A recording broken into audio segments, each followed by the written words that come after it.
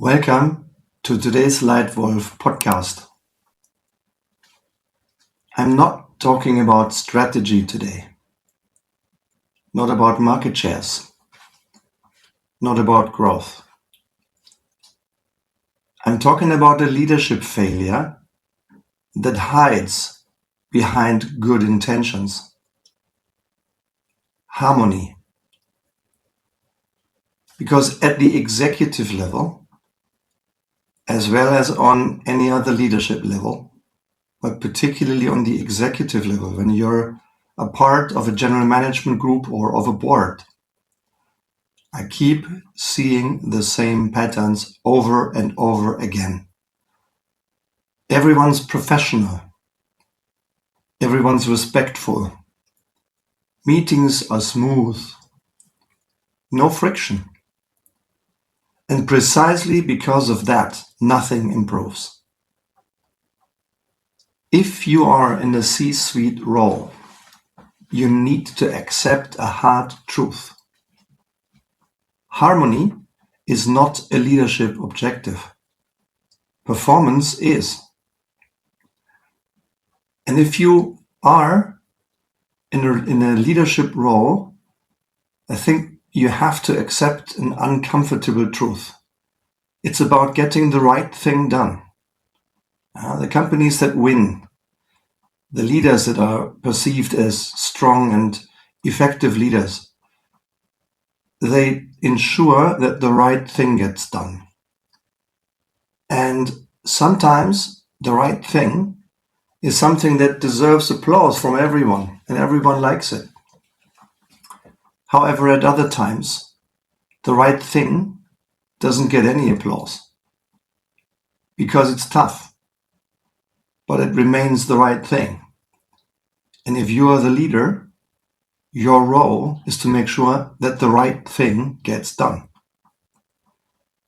Now, in doing so, in getting the right thing done and striking a good balance also between an atmosphere in a room, in an open office, in a boardroom, and our desire to go for consensus at times has to be balanced with always making sure that the right thing gets done.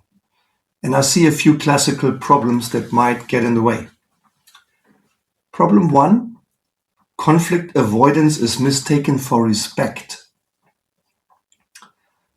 In many teams, there is a rule of collaboration saying we treat each other with respect.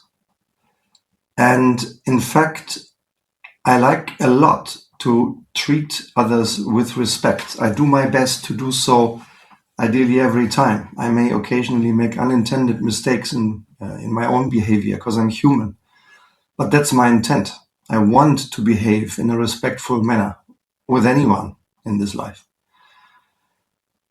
What actually happens, though, is if that becomes the norm and if that is misunderstood, then no one says what they really think.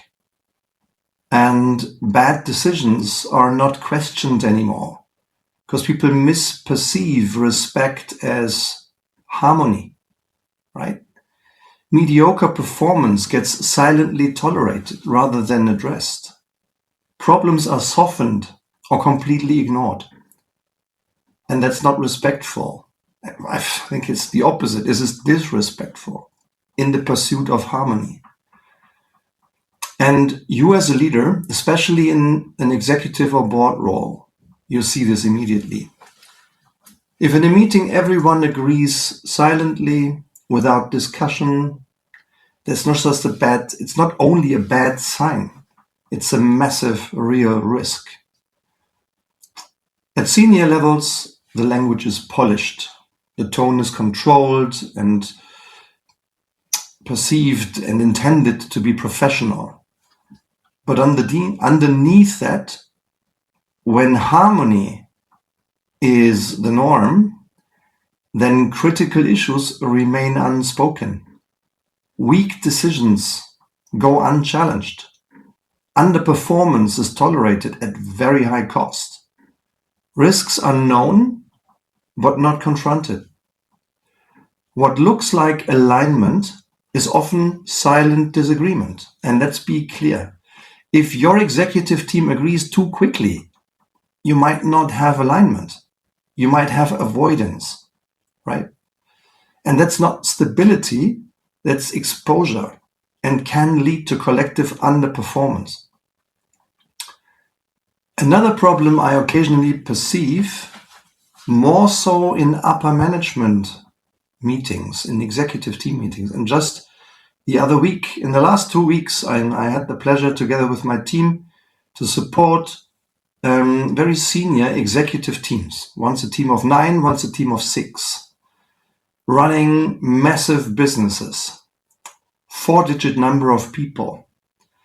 And what they worked hard on, and we tried to support them on it, is to avoid that consensus replaces accountability and what's right.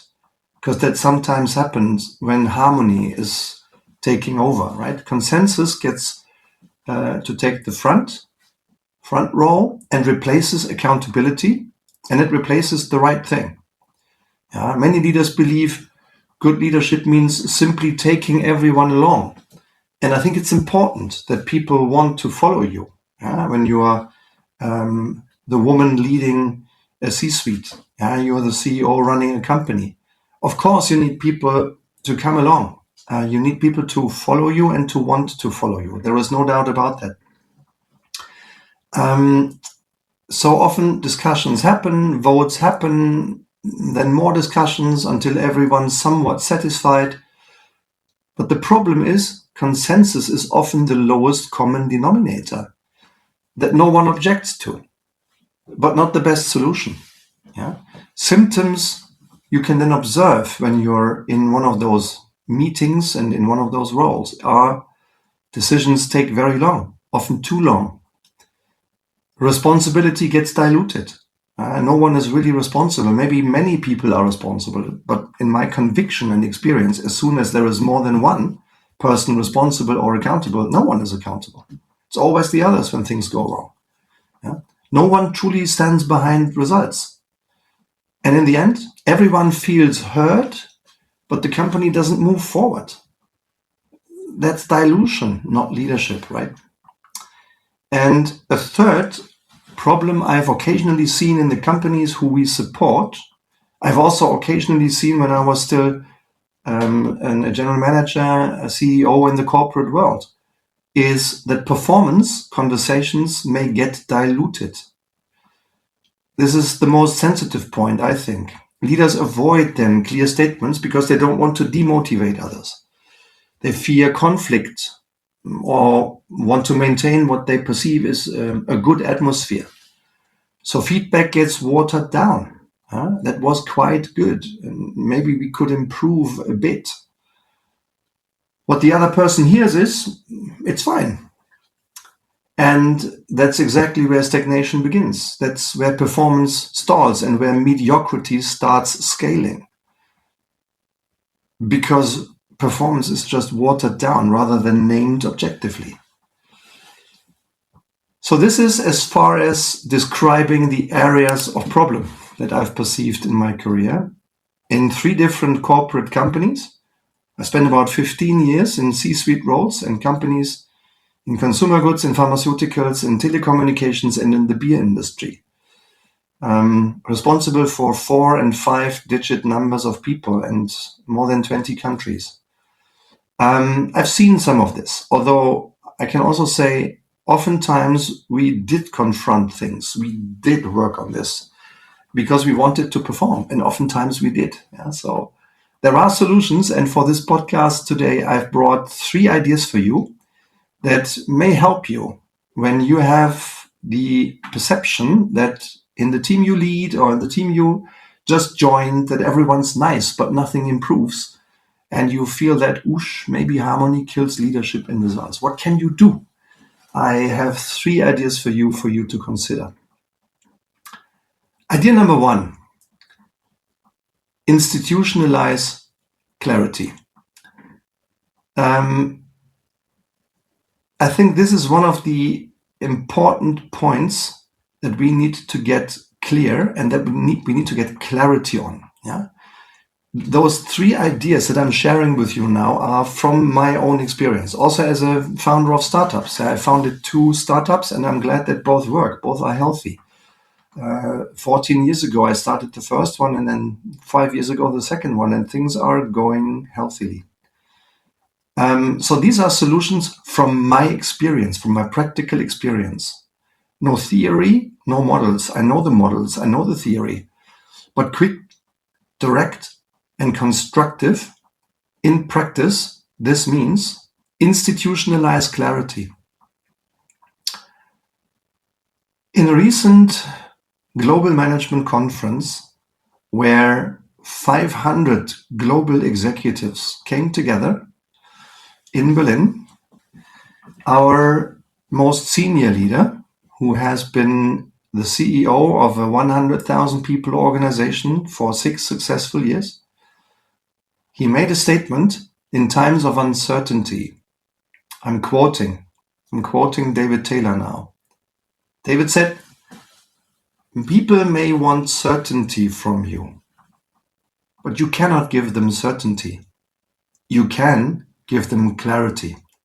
Unquote, David Taylor, former CEO of Procter & Gamble. And that statement resonated with me so much so that 9 months later, where we are today, it's March 2026, that statement is still in my mind. Yeah, and that's why I say one of the things you as a senior leader can do to get the right thing done, and not always the harmonious thing, is institutionalize clarity.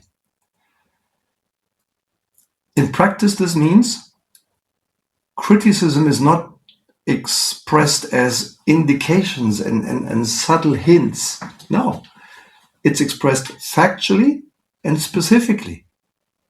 The target was X, the result is Y. Why was it not achieved? Let's talk. Issues are not implied, but they are named. Underperformance is not buffered, but it's addressed. And trade-offs are made explicit so that we are clear on what we are trading off. When we say yes to one thing, what are we saying no to? Because we can't say yes to both, right? Let's make the trade-off implicit. And most importantly, you lead by example. Your people do not only read the messages you write. They don't only hear the town hall meetings when you speak. Most importantly, they see what you do.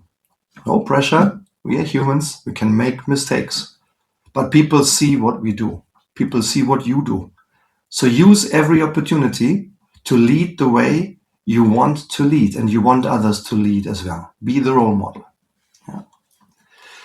If you as the leader communicate softly and with just soft indications, your team will do the same.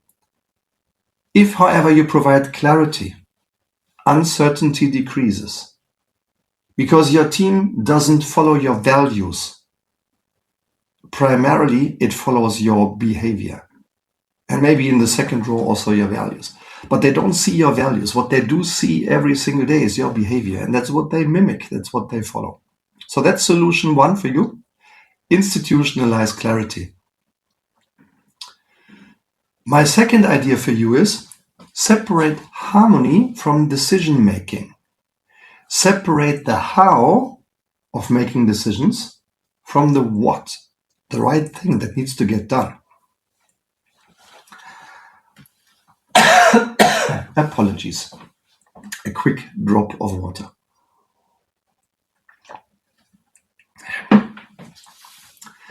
One thing a leader has to accept: good decisions don't always feel good.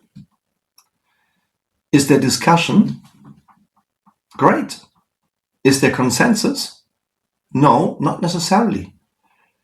Introduce clear decision principles. Who decides what by when? Based on what criteria? Based on what principles? And then you follow through. A sentence I try to use once in a while is, ladies and gentlemen, dear team members, I clearly heard you all. I perceived all your perspectives and arguments. Now it's time to converge. We can only execute one plan. We want to execute the best plan.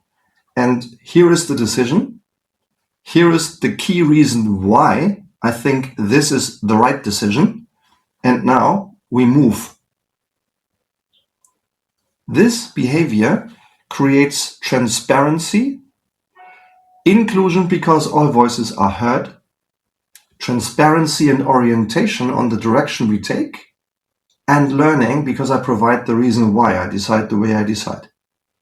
Not easy, because I may be pissing off some in the team right now because they want the opposite of what I decide.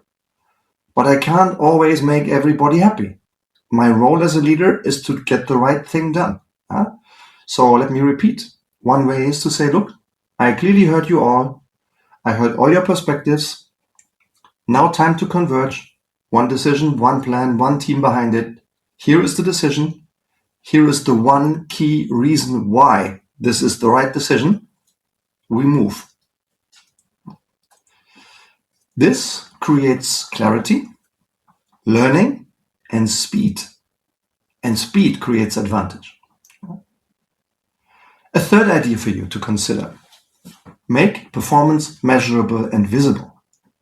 Harmony often arises where performance is less clear. Therefore, I recommend define clear expectations. What do you expect from your partners? What outcome in what quality by what day? What behavior do you expect from each other? Articulate it. Don't assume you know it. It only gets clear when you align it. Make results transparent and address deviations directly. And do it without drama. Not, I feel this isn't going optimally and we all need to be worried. No, we don't.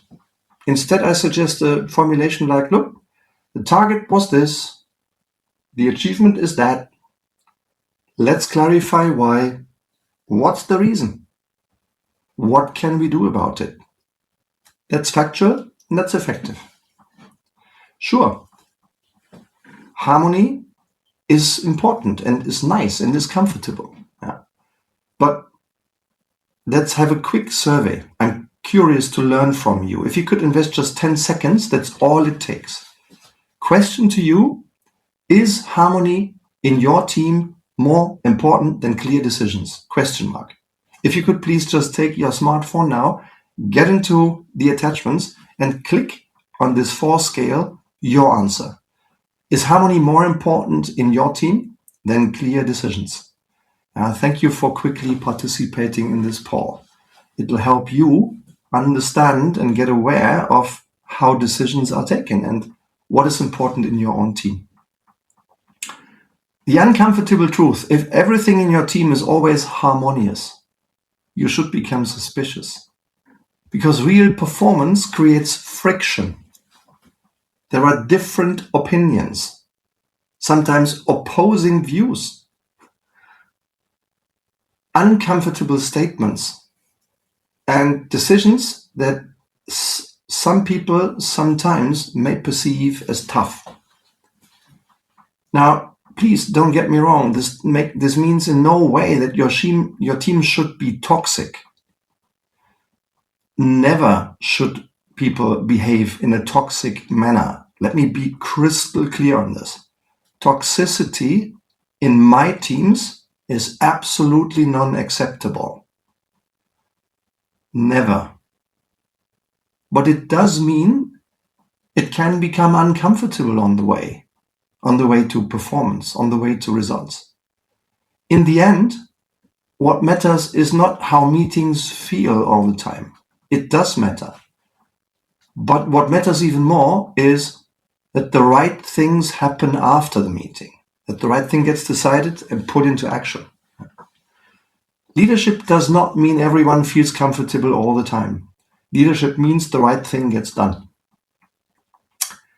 So, in summary, if you're realizing that your team may be too nice, then start with yourself.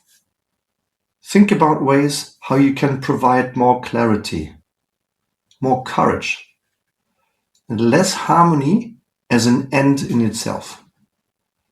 Because growth rarely begins in harmony and consensus, but always in truth and action. I hope you enjoyed this podcast. I hope you've taken some from it. I'd be curious to get your feedback. So if you can take a second, take your smartphone now, leave us a rating, click a star, send us a short message with your key takeaway, maybe with a question you might address with me and my team, because we'd like to keep the ball rolling. Leadership is lifelong learning. It's never going to end. And I hope you enjoyed this input today. I very much look forward to you dialing in again and joining the LEITWOLF community next time, maybe already next Monday. Thank you, take care, and see you next time.